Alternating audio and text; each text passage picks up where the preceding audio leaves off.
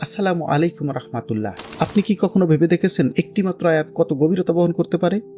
মহান সৃষ্টিকর্তা নিজেই প্রশ্ন করেন, আফালাইয়া তাদাব্বারুন আল কোরআন, তারা কি কোরআন নিয়ে গভীরভাবে চিন্তা করে না?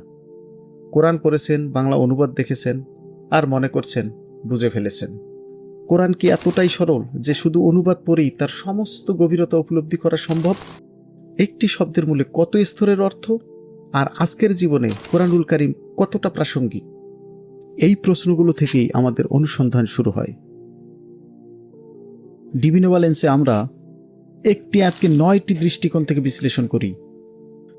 প্রথমে বাস্তব জীবনের সাথে সংযোগ, তারপর শব্দের গভীরে গিয়ে শব্দ বিশ্লেষণ, নাজিলের প্রেক্ষাপটে ফিরে যাই সেই সময়ে, তাফসির পর্বে দেখি মুফাসসিরদের ব্যাখ্যা, কোরআনের নিজের ঘটনা থেকেই শিক্ষা, আধুনিক বিজ্ঞানের যুক্তি, গাণিতিক অলৌকিকতা, ইতিহাসের পটভূমি এবং সবশেষ সারকথায় সব পয়েন্টের নির্যাস এক জায়গায়।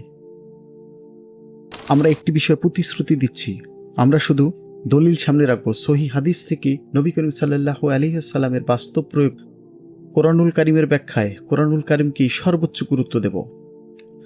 আর আমরা যা করব না, মন গড়া গল্প নেই, ভিত্তিহীন কাহিনী নেই। কারণ আল্লাহ তাআলা বলেন, হাজা বায়ান্নুন লিন-নাসি ওয়া হুদা ওয়া মাওয়াইজাতুল লিল মুত্তাকিন। এটি মানুষের জন্য সুস্পষ্ট বর্ণনা এবং মুত্তাকিনদের জন্য হিদায়াত এবং উপদেশ। আর সত্যকে প্রতিষ্ঠা করার জন্য কল্পকাহিনীর প্রয়োজন হয় না। আমরা সত্যের মালিক নই, আমরা সত্যের অনুসন্ধানী। আমরা শুধু দলিলটাকে সামনে রাখি। চিন্তা করবেন আপনি, বিচার করবেন আপনি, সিদ্ধান্তও হবে আপনার।